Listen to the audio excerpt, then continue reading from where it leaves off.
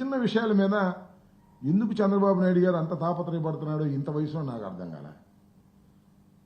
ఇంకా అసెంబ్లీ సమావేశం ముగిసిన తర్వాత తెలుగుదేశం పార్టీ సంబంధించిన శాసనసభ్యులు మంత్రులు మంచి సాంస్కృతిక కార్యక్రమాలు నిర్వహించారు. మీ మీద కూడా చట్టలు వేసినట్టున్నారు. ఏం శర్మ గారు నిజమేనా? నేను ఒక మాట చెబుతానండి, నారాజు విను. శాసనసభ సమావేశాలు, బడ్జెట్ సమావేశాలు జరిగిన తర్వాత శాసనసభ్యులు, శాసన మండలి సభ్యులు చక్కగా క్రీడలు ఆడుకోవటం, నాటకాలు వేసుకోవటం, పద్యాలు పాడుకోవటం, ఏకపత్రాభినయాలు చేసుకోవటం అనేది పూర్వ సాంప్రదాయం. నేను శాసనసభ్యుడిగా ఉన్నప్పుడు ఇది 89, 94 మధ్యలో ఇలాగే జరిగింది. అప్పుడు రాజశేఖర రెడ్డి గారు లేరు, విజయభాస్కర్ రెడ్డి గారు, జనార్దన్ రెడ్డి గారు ఉన్నారు. ఇప్పుడు చాలామంది నాతో పాటు ఉన్నవాళ్ళు చనిపోయారు. గురునాథరావు గారు, మేమంతా క్రికెట్ ఆడాం. వేదవ్యాస్ గారు, మేము నాటకాలు ఆడాం. మరి ఏంటి రాజ్కుమార్ గారు చీఫ్ విప్గా అన్నీ కూడా మెయింటైన్ చేశారు. అప్పుడు స్పోర్ట్స్ మంత్రిగా హనుమంతరావు గారు ఉండేవాడు. చాలా ఆహ్లాదకరమైనటువంటి వాతావరణంలో చక్కగా జరిగేది. మంచిదే, సంతోషం. చంద్రబాబు నాయుడు గారు గుర్తొచ్చింది. ఇప్పుడు పోయినసారి 5 సంవత్సరాలు లేనప్పుడు ఉన్నప్పుడేమో గుర్తురాలా, ఇప్పుడు గుర్తొచ్చింది, సంతోషం. మేము పెట్టలేదు, ఆయన పెట్టాడు. మంచి మంచి క్రీడలు ఆడారు, అద్భుతంగా. మంచి మంచి నాటకాలు ఆడారు, నేను చూశాను. మంచి స్కిట్స్ వేశారు, చక్కగా వేస్తే వేశారు. కానీ దానిలో కూడా జగన్మోహన్ రెడ్డి గారిని మర్చిపోలేదయ్యా. వాళ్ళ దుంపదగా ఆ స్కిట్స్లో కూడా జగన్మోహన్ రెడ్డి గారిని క్రిటిసైజ్ చేసేటువంటి స్కిట్స్ వేసుకుని బాగా ఆనందం పొందారు. మంచిదే, చాలా సంతోషం. ఏదో కాస్త ఆనందం పొందేటప్పుడు మళ్ళీ రాజకీయం ఎందుకయ్యా నాకు అర్థం కాదు. ఏమండి చంద్రబాబు నాయుడు గారు? చంద్రబాబు నాయుడు గారు వికేఖ నవ్వుతున్నాడు, అట్లాగే మన పవన్ కళ్యాణ్ గారు నవ్వుతున్నాడు. ఆ 11 అంటే నవ్వుతున్నాడు. నవ్వు నాయన, మాకు అభ్యంతరం లేదు. ఎందుకు ఆనందం అంటున్నా? మంచి నాటకాలు వేశారు, నేను చూశాను. ఆయన ఎవరో వినుకుండా ఆయన మందిలో ఆయనే ఎమ్మెల్యేల బాధల గురించి చెప్తుంటే నాకు కూడా నిజమే అనిపించింది. త్రిపులార్ గారు వేశాడయ్యా ఎన్టీ రామారావు వేషం, ఆ గదపించుకుని అద్భుతంగా ఉంది. డైలాగులు గీలాగులు సంతోషం. మళ్ళీ ఎవరు మన దుర్గేష్ గారు వేశాడు బాలచంద్రుడు, చాలా అద్భుతంగా ఉంది, సంతోషం. కానీ ఒక్కటి మిస్ అయిందయ్యా. ఏమయ్యా, ఒక్కటి మిస్ అయింది. ఏమయ్యా, ఒక్కటి మిస్ అయింది. ఆ ఒక్కటి ఏంటంటారా? చంద్రబాబు నాయుడు గారు ఒక పాత్ర ఇస్తే బాగుండేది. శకుని పాత్ర ఉంటుందే, పితుహు అని శకుని పాత్ర ఒకటి ఉంటుంది.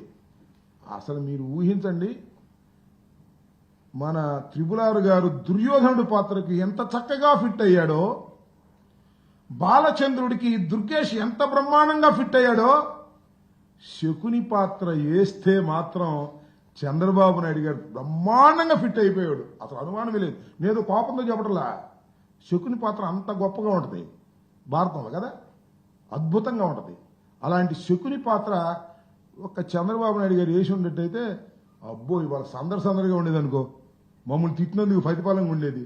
సందు తిరిగినప్పుడల్లా మమ్మల్ని తిట్టేటటువంటి కార్యక్రమం చేసేవాడు శకుని గాక ఏమవుతాడు చెప్పండి స్వామి. అది నా అభిప్రాయం. సరే, అది ఇవన్నీ కూడా నేనేది ఏంటంటే ఇవన్నీ కక్ష సాధింపు చర్యలు చేసుకొనియండి, మళ్ళీ వచ్చి మేము పెట్టుకుంటాం. అన్నీ ఏముంది, ఏదైతే మార్చామో అవన్నీ మళ్ళీ మారుస్తాం. మేము రావడం ఖాయం. వాళ్ళన్నీ మారుస్తారు, చేతిలో ఉన్నంత వరకు మారుస్తారు. వైఎస్ఆర్ కాంగ్రెస్ పార్టీ వైఎస్ఆర్ డిస్ట్రిక్ట్ అని పెట్టారు, కడప తీశారు, కడప పెట్టారు. బాగా సునకానందం అనుభవిస్తున్నాడు చంద్రబాబు నాయుడు గారు. వైఎస్ఆర్ కడప జిల్లా, అంతకుముందు ఏముంది వైఎస్ఆర్ జిల్లా ఉంది. ఏం పోయిందయ్యా నాకు అర్థం కాలేదు. నువ్వు చెబుతున్నాగా నాకు బాగా ఫ్రెండ్, మా రాజశేఖర రెడ్డి మాకు చాలా ఫ్రెండ్ అని చెప్పాడా? చాలాసార్లు చెప్పాడుగా. నీ ఫ్రెండ్ మీద అంత కోపం ఏంటి? చచ్చిపోయి నీ ఫ్రెండ్ మీద అంత కోపం ఏంటి? నీ బుద్ధి అర్థం కావట్లా? వైఎస్ఆర్ జిల్లా అంటే ఆయనకి ఎక్కడో బాధ వేసింది. అందువల్ల వైఎస్ఆర్ కడప జిల్లా అంటే సమ్మగా ఉంది, సునకానందం అనుభవించమనండి, మనకేం అభ్యంతరం లేదు. చంద్రబాబు నాయుడు గారు ఆనందం కొద్దీ అనుభవించమండి. ఇవాళ ఆనందం అనుభవిస్తాడు, మన 4 సంవత్సరాల తర్వాత ఆయనే బాధపడతాడు. దొంగచాటుకి వెళ్ళి సంతకాలు పెట్టాల్సిన అవసరం ఏముంది నాకు అర్థం కాలేదు. ఆయనే అన్నాడు, ఎవరు స్పీకర్ గారు, ఆయన పేరేంటి, చింతకాయలు అయ్యన్నపాత్రుడు గారు, ప్రతిపక్షం దొంగ సంతకాలు పెడుతుందని. మరి ప్రతిపక్షం అది మన దొంగ ప్రతిపక్షం అన్నాడు ఎందుకు? వైఎస్ఆర్ కాంగ్రెస్ పార్టీ అనాలిగా. ప్రతిపక్షం అన్నాడు. ప్రతిపక్షం అయితే ఈమను ఏదో మాట్లాడుతుంటే ఆయనకి అదిగా స్వామి, అసలు ఆ చింతకాయలు అయ్యన్న పోతాడైనా ఆయన స్పీకరే కానీ నోటికి అద్దు అదుపు ఉందా? ఏం మాట్లాడతాడో తెలుసా నీకు? ఇంతకుముందు ఏం మాట్లాడాడు చూశారా? అలా బ్రహ్మాండంగా మాట్లాడాడు కాబట్టి చంద్రబాబు నాయుడు గారు ఆయన కూర్చోబెడితే జగన్మోహన్ రెడ్డి గారిని రోజు తిట్టొచ్చు అనేటువంటి ఉద్దేశంతో అయ్యా మాకు తిడుదురు, మమ్మల్ని పిలవండి, మేము వస్తాము, మాకు స్పెషల్, మాకు ప్రత్యేక ఇది ప్రధాన ప్రతిపక్ష హోదా ఇవ్వండి అంటే ప్రధాన ప్రతిపక్ష హోదా ఇవ్వడంట ఆయన. ఇవ్వకుండా మీరు రండి మేము తిడతాం అనేటువంటి కార్యక్రమం చేస్తున్నారు. మీరు చూశారుగా, అచ్చెన్నాయుడు గారు అన్నారు నేను ఇక్కడే ఉండాలి, ఇలాగే మీరు అక్కడే కూర్చోవాలి, ఆయన రావాలి. ఇదే శాసనసభలో. ఆయన పక్కన త్రిపుల్ గారు అక్కడ కూర్చోవాలంట, ఈయన ఇక్కడ ఉండాలంటే, ఇద్దరు పర్సనాలిటీస్ పెద్దవి కదా, ఆయన రావాలంటే కుమ్ముతారా వస్తే? పిచ్చి మాటలు మాట్లాడేటువంటి కార్యక్రమాలు చేస్తున్నారు. శాసనసభని దుర్వినియోగం చేసి ఒకరికొకరు డబ్బాలు కొట్టుకోవటం, ఒకరికొకరు గ్యాస్ కొట్టుకోసం, ఒకరికొక డబ్బా, పరస్పర డబ్బా, సొంత డబ్బా, ఇతర డబ్బా, ఈ డబ్బాలు కొట్టుకునే కార్యక్రమంలోనే శాసనసభ అంతా నడిచింది. రైతులు డ్రామాలు వేస్తున్నారు, నాటకాలు వేస్తున్నారు, లేకపోతే క్రీడలు ఆడుతున్నారు, పక్కన అట్టబెట్టండి. రైతులు తిట్టుకోవటం చెప్తా, రైతులు తిట్టుకోవటం కాదు, రైతులు చాలా బాగా పొగుడుతున్నారు ఈ ప్రభుత్వాన్ని. ఎందుకంటే తిడితే కేసులు పెడుతున్నారని నిన్నెవరో ఒక వినుకొండ దగ్గర ఆయన ఎవరో నాగేశ్వరరావు యాదవ్ ఆయన మీద కేసు పెట్టారు. ఆయన ఏం చెప్పాడు ఇలాగే మైక్ ఎవరో బీబొట్టులు వచ్చి మైక్ పెడితే బ్రహ్మాండంగా ఉందండి ఈ ప్రభుత్వం, అద్భుతంగా ఉంది సార్. అమ్మఒడి పడిపోవడం ఏంటండి, మాకు 5 రూపాయలు ఉంటే 5 పడిపోయింది అన్నాడు. ఎప్పుడు పడిందా? అందరూ పడలేదు అంటున్నారు. మాకు పడిపోయింది సార్. మరి ఫ్రీ బస్సు మాకు రోజు ఫ్రీ బస్సు వెళ్ళిపోతుందండి, రోజు వెళ్ళిపోతుంది ఫ్రీ బస్సులో. మా మిరపకాయలు కోసేవాళ్ళు కూడా ఫ్రీ బస్సులో వెళ్ళిపోతున్నారండి, వెళ్ళిపోయి మళ్ళీ ఫ్రీ బస్సు తీసుకొస్తున్నారండి.